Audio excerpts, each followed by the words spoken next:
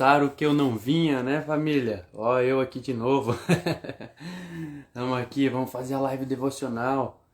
Tava ali assistindo um pouco sobre as polêmicas do dia de hoje, né, do Flow Podcast. Então, o celular não despertou hoje, até vou ver porque na minha agenda não despertou. Mas como eu me lembro sempre de cabeça, estou aqui, glória a Deus.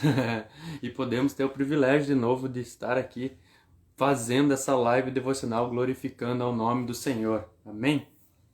Glória a Deus. Vamos esperar o Instagram estar mostrando para mais pessoas essa live para a gente estar começando a leitura, né? Glorificando o nome do Senhor como a cada dia, assim Deus tem nos permitido. Glória a Deus, irmãzinha. Tamo junto, Camila. Lembre-se, os irmãos e as irmãs que têm esse devocional em casa, façam o devocional de manhã, que é muito interessante, né?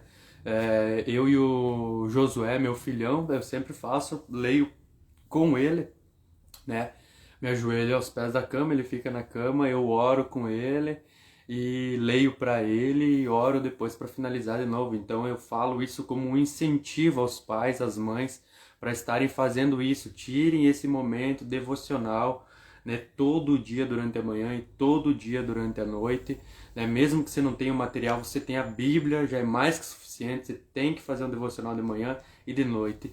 E em família, o culto familiar todo dia. Essas são coisas, pastor, mas toda manhã eu tenho que fazer o devocional, mas todo dia eu tenho que fazer o culto familiar, se você não mora sozinho, se você não é sozinho, né? Toda noite eu tenho que fazer o devocional de novo antes de dormir, orar. Meu irmão, você não sabe como isso é bom. É um privilégio, é gostoso, é prazeroso ter um momento devocional durante a manhã. É bom, é prazeroso ter um momento de culto familiar. É bom, é prazeroso. A comunhão da família aumenta, o amor, o desejo de ficar junto aumenta. E a nossa comunhão com Deus, a nossa intimidade com Deus só é cada dia mais fortalecida nos nossos devocionais. Amém? Vamos então estar iniciando a leitura do devocional de hoje, dia a dia com Spurgeon. Noite 8 de fevereiro, ele salvará o seu povo dos pecados deles. Mateus capítulo 1, versículo 21. Olha só que interessante, hoje na parte da manhã foi uma parte de Mateus capítulo 1, versículo 21. Se você olhar na manhã de hoje, lhe porás o nome de Jesus, é quando o anjo está falando com José. E agora a parte da noite, ainda no versículo 21 de Mateus capítulo 1, que diz: ele salvará o seu povo dos pecados deles. E a reflexão é essa. Se forem questionadas sobre o que entendem por salvação, muitas pessoas responderão: ser salvo do inferno e levado para o céu. Esta é uma consequência da salvação, mas não é um décimo do que está contido nessa bênção. É verdade que nosso Senhor Jesus Cristo redime todo o seu povo da ira vindoura. Ele o salva da condenação temerária ocasionada por seus pecados, mas seu triunfo é muito mais completo. Ele salva seu povo de seus próprios pecados, a doce libertação de nossos piores inimigos, onde Cristo opera uma obra de salvação. Ele expulsa Satanás de seu trono e não deixará que ele seja o mestre por mais tempo. Nenhum homem é um verdadeiro cristão se o pecado reina em seu corpo mortal. O pecado está em nós. Ele jamais será expelido completamente, até que o Espírito entre em glória. Mas ele não terá mais domínio. Haverá uma luta pelo domínio, a lascívia contra a nova lei e o novo Espírito que Deus implantou. Mas o pecado nunca será superior de modo a ser o monarca absoluto de nossa natureza. Cristo será o mestre do coração e o pecado deverá ser mortificado. O leão da tribo de Judá prevalecerá e o dragão será expulso. Professo o pecado o domina? Professo, o pecado o domina? Se sua vida não é santa e se seu coração não está mudado, você não é uma pessoa salva. Se o Salvador não o santificou, não o removeu, não lhe deu uma aversão ao pecado, e um amor pela santidade. Ele não fez nada de caráter salvador em você. A graça que não faz um homem ser melhor que os outros é uma falsificação sem valor. Cristo salva seu povo, não em seus pecados, mas dos seus pecados a santificação sem a qual ninguém verá o Senhor. Aperte-se da injustiça todo aquele que professa o nome do Senhor. Se não somos salvos do pecado, como esperamos estar entre o seu povo? Senhor, salva-me agora de todo mal e permita-me honrar meu Salvador. Glória a Deus! Olha só que lindo esse devocional, muito massa mesmo, o bagulho é louco. Muitas pessoas que eu converso, muitas pessoas que eu tenho encontrado no meio evangélico, se assim podemos falar, porque eu nem gosto do meio evangélico brasileiro, não gosto. Mas vamos falar assim, do meio dos cristãos evangélicos, eles não sabem um básico sobre quem é Jesus, sobre o que é salvação. Aqui Charles Spurgeon nos expõe de maneira graciosa, de maneira maravilhosa essa salvação de Jesus nas nossas vidas. Muitas pessoas ainda continuam acreditando de que a salvação é isso. Eu não vou mais para o inferno e agora vou para o céu. Meu irmão, a salvação é muito profunda. A salvação é muito melhor e maior e muito mais significativa nas nossas vidas, tanto que a salvação não é o que acontece depois da morte, de ir para o inferno ou ir para o céu. A salvação é algo que acontece quando aquela pessoa, o pecador, assim como eu era no passado, né, libertino, passa a crer em Jesus Cristo, a qual o Espírito Santo desce sobre a pessoa e ela então passa a ser regenerada.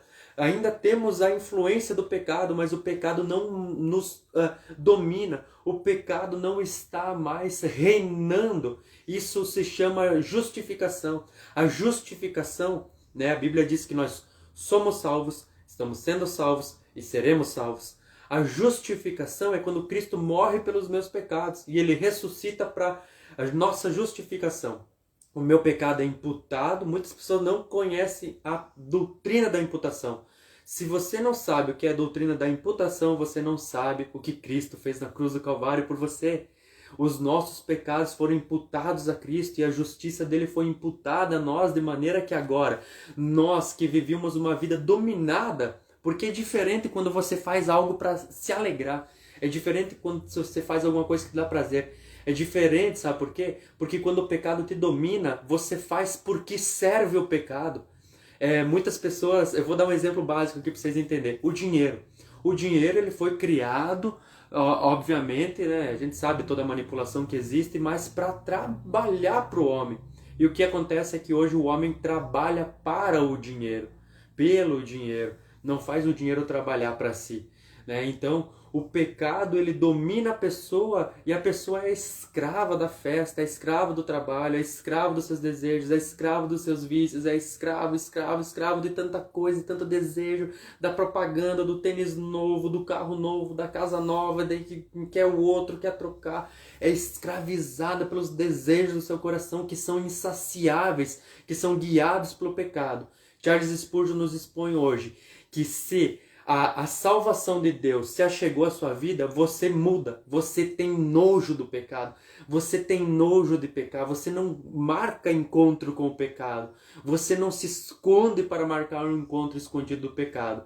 O pecado é como se você levasse, um exemplo que eu vi uma vez é muito fácil, ninguém que vai trair a sua esposa leva a esposa junto quando for trair, mas quando nós pecamos, nós cristãos pecamos, é como se nós traindo Deus na presença dele, porque Deus está a cada momento observando tudo o que fazemos.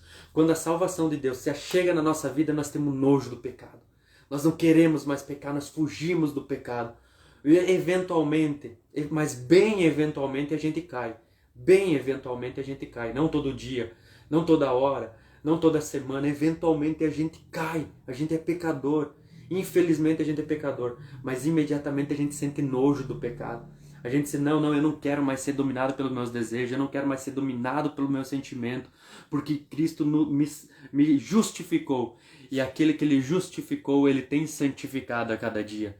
Isso tem que se refletir na vida do salvo, porque senão a reflexão do devocional de hoje é que esta pessoa, eu se agir dessa maneira, quer dizer com todas as letras e em espírito e verdade de que nunca fui salvo. Nunca fui salvo.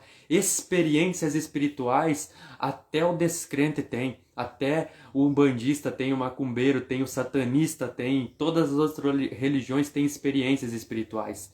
Experiências espirituais não quer dizer que você é um cristão verdadeiro. A santidade, o fruto de santidade, isso quer dizer que a salvação de Cristo Jesus se achegou na minha e na sua vida. E que você seja abençoado com essa palavra e reflita sobre isso essa noite. Que você tenha um bom descanso no colo do nosso Senhor e Salvador Jesus Cristo. Que você tenha um bom descanso nos braços do nosso Senhor e Salvador Jesus Cristo. Porque Ele nos acolhe, assim como Ele mesmo diz, que como Ele gostaria de acolher toda Israel, como a galinha faz com os pintinhos debaixo dos seus braços. Então Ele, sendo nosso Senhor, Ele tem nos acolhido a cada dia, assim como João deitou no peito de Jesus. Que nós estejamos próximos, íntimos de Jesus e do nosso Pai Celestial. Que Deus abençoe essa noite.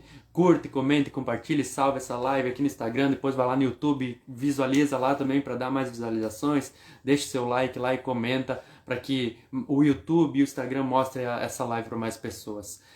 Justificação. Aquele que foi justificado na cruz do Calvário, ele também é santificado. E quando morrermos, então seremos glorificados e viveremos com o Senhor para todo sempre.